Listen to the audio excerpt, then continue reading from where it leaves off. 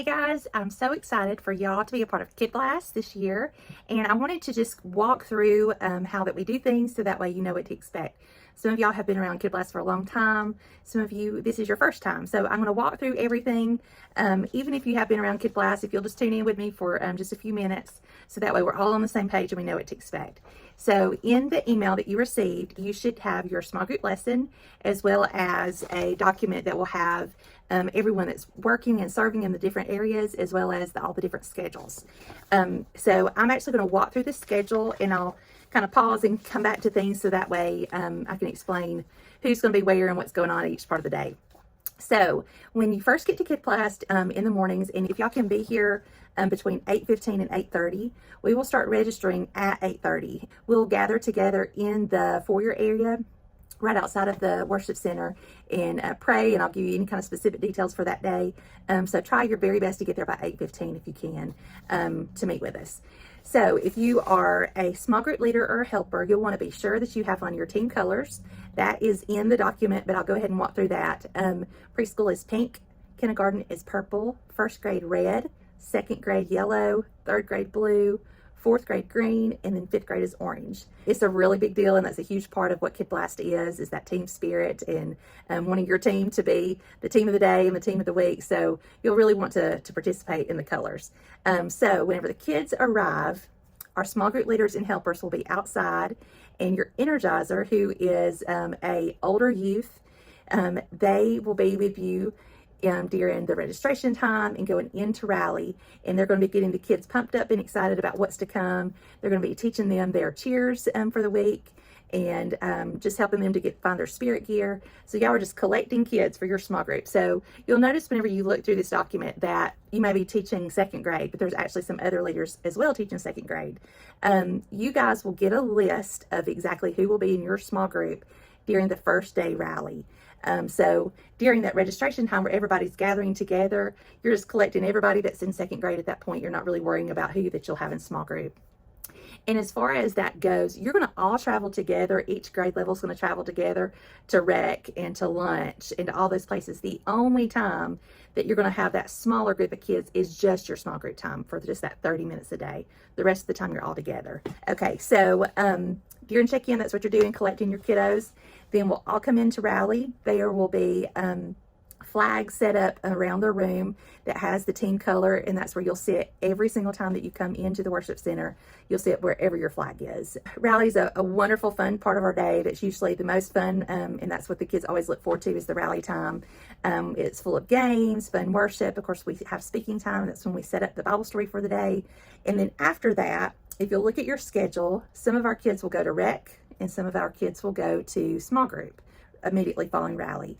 And then in 30 minutes, y'all all swap. And so whoever was at rec then goes to small group, and whoever was at small group goes to rec. So if you look through the document and you find, if you're a small group leader or a helper, you're going to find your names, and then you'll find what room that you'll be doing small group in. Remember, you're only going to be in this room for 30 minutes a day. So if you are in the worship center, there's going to be other groups in the worship center doing their small group as well. You guys are just going to split up and just, pick a corner of the room. So some of our helpers are adults, and some of them are older youth. These are all wonderful helpers, and they want to truly help. So if you're a small group leader, please find a role for these people to help you. And they don't have specific roles because each group is different. Sometimes we have a group that there's one kiddo that just really, really needs some extra one-on-one attention, and so that helper may end up kind of being their buddy. Sometimes it may be that helper is the one that's running kids back and forth to the restroom and just making sure that everybody's getting back to where that they're going. Sometimes it's better to use that person, and they kind of lead a small group too. You kind of need to spread out where you're even a smaller group. It'll just kind of depend, and y'all will figure that out that first day. So our rec time will be out in the front field. Robert Ickes, our student pastor here at the Gunnersville campus, will be leading that. He will have different stations set up, and the kids play. Third, fourth, and fifth grade go out together, and then first and second grade go out together. If you're doing kindergarten rec is on the playground, as well as preschool.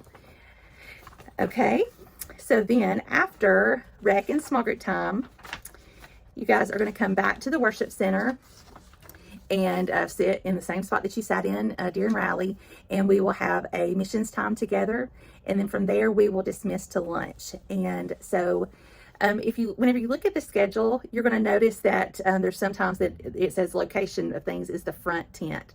So the front tent is right outside the doors of the foyer area. There'll be a tent that will be covering the whole concrete area out there, and that's where we will have lunch set up for our pre-K through second grade. Our third, fourth, and fifth graders, they're going to walk down the sidewalk, and I'm looking out the windows, I'm saying this.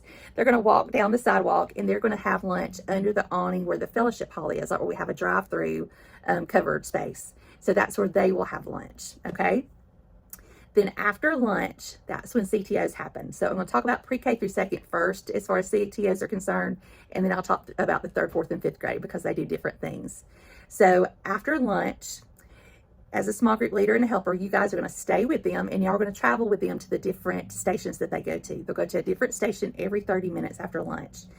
So we have music, which is in the worship center, crafts, which is in the fellowship hall, playground, obviously the playground, which is located right outside of the fellowship hall. And then we'll have a station that's just Play-Doh and, just kind of a little bit more of a downtime. So pre-K, kindergarten, first and second grade, we'll do those 4 stations. They will swap every 30 minutes.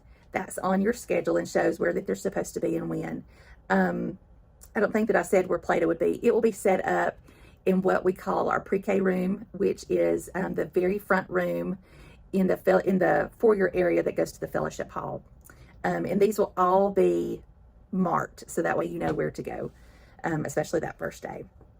And so y'all will go to those 4 different stations every 30 minutes. You'll follow your schedule to know where to be. And then we'll go to our closing rally, which is back in the worship center at 2:30.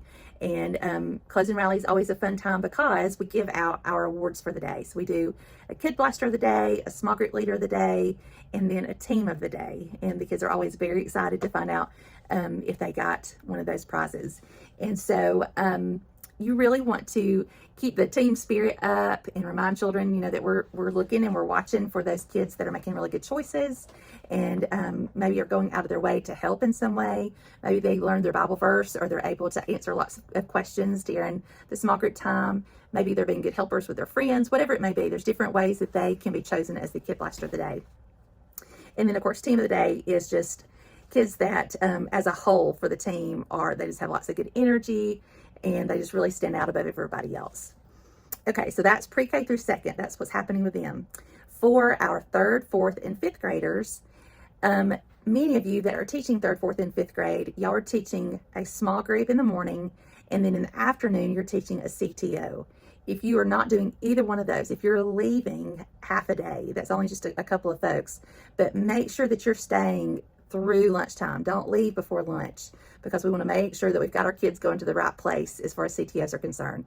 So lunch should be over just a few minutes after noon. So, if you can just make sure and kind of plan to hang out about till 12:15, you'll be done before 12:15, but if you'll just kind of have that in your head that you'll be here till 12:15, and that way we know for sure that the kids are where that they need to go. So on registration, our third, fourth, and fifth graders, they chose what CTO they wanted to go to. CTO stands for Creative Time Options. We have 9 or 10 different options that they can choose from, such as cooking, photography, crafts, Man versus Wild. There's a Girls World, it's a girls only one. Lots of different ones, a science fun one. So they chose what they wanted to do, and then Jessica Day puts everybody together based on the availability. She kind of gives some seniority to the fifth graders and make sure that they get their top choices first, and then we kind of go down the line from there. And so she will come out and bring me those lists that are ready to go. As the kids are finishing up lunch, I will let them know what their CTO is for that day. Now, some CTOs are on our campus, and some CTOs, they will actually ride they'll ride the vans to the Abertville campus. So if you're looking at your document, there is a list that shows the CTO leaders for third, fourth, and fifth graders. And it shows if they will be at the Abertville location or the Gunnersville campus. And so if, for instance, if a child chooses Crafty Fun, that's at the Abertville campus. So they will load the van, and Brandon Love, Pastor Keith, and Caleb Garrison will be driving the vans there. They'll have lists to know who they're supposed to take with them and who's coming back with them. and they will transport them from here to the Albertville campus. They'll do their CTO there, then they come back for closing rally. If they are in an activity such as photography, that will stay here at the Guntersville campus. They will simply go with their CTO leader here, and they'll go to the designated space. They'll be in that activity until 2:30, and then they go to closing rally. So how do CTOs work?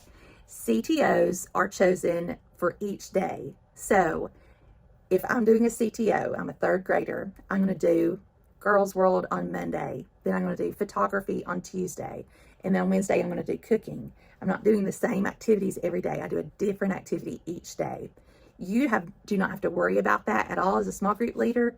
That's all taken care of. If a child asks you what their CTO is for the day, you have no idea because you don't have that list. That list comes to me from Jessica Day. So just so that way you have an understanding about what's going on in the afternoon.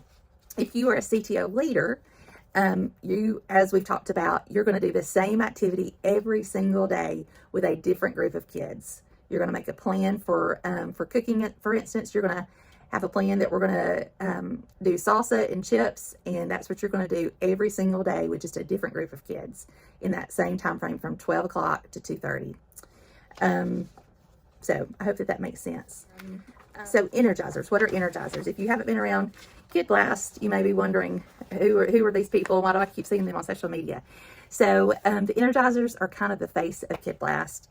They are chosen based on their walk with Christ. It has to be kids that have a strong desire for children to know Jesus, and they want to share that with them. And they've went through training with me and have done some things to prepare to become an energizer. So they are going to be on stage, obviously getting kids energized, but they also are here to share the love of Christ with their kids. So the day that we share the gospel in Rally, they will be some of the counselors that the kids can come and talk to. The point of the energizers is to keep that team spirit up, and there's times of the day that they will be getting your kids pumped up and excited, such as at rec, obviously at Rally. But then there's other parts of the day that you're not going to see them simply because we don't want the kids to constantly be in that state of up here. We want them to be able to calm down in other times of the day, such as small groups. The energizers are never going to be around during your small group time because they want the kids to be able to focus. And the kids always get super excited whenever they see them, and they want to do the cheers and they want to talk to them because they love their energizer. So they're going to be off and away from you during that time. So that way you can really have your kids to focus, but use them as well. They want to hang out with your kids. They'll be out at lunch, sitting with the kids and talking to them. And, feel free to ask them questions and to ask them to be a part of anything that you're doing or need some help with. So I want to make sure that everyone has my phone number. I have put that in the email. So make sure that you put that in your phone so that way you can call or text me during the day of Kid Blast. I will be all over the building, and so sometimes it can be hard to find me, but you can call or text me at any point of the day that you might need me. So thank you so much for your willingness to serve with Kid Blast. We could not do what we do without all of the volunteers, and I just really appreciate it. It's going to be an awesome week. Our theme is Food Truck Party, which is so fun, and the reason for the name of the theme is all of the stories that we're going to do are going to be centered around food in the Bible.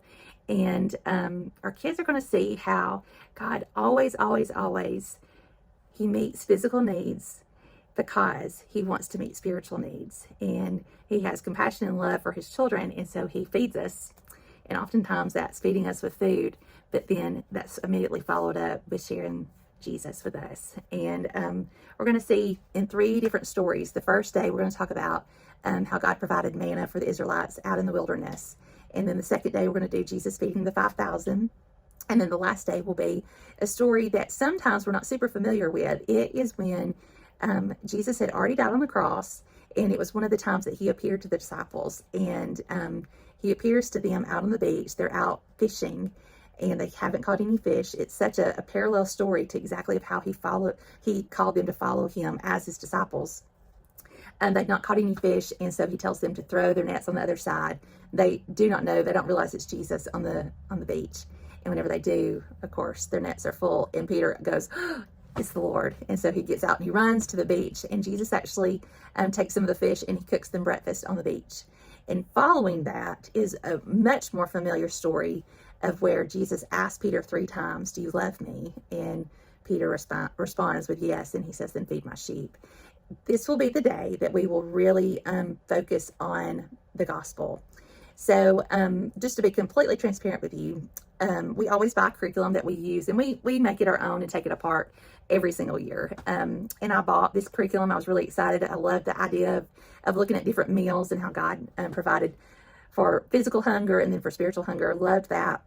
And then whenever I got it, I felt really uneasy and uncomfortable with how the story, how the curriculum used the story. I felt like we were missing a whole lot of Jesus in the stories. And so if you serve on Sundays or Wednesdays, you know that we use the Gospel Project, and it's so rich in theology and biblical understanding. And so I've actually taken that curriculum, and we are using the meat of the lesson is actually from the Gospel Project, and something that the Gospel Project does so well, and if you've taught it, you know that we teach the gospel and about Jesus saving us every single time that we teach it.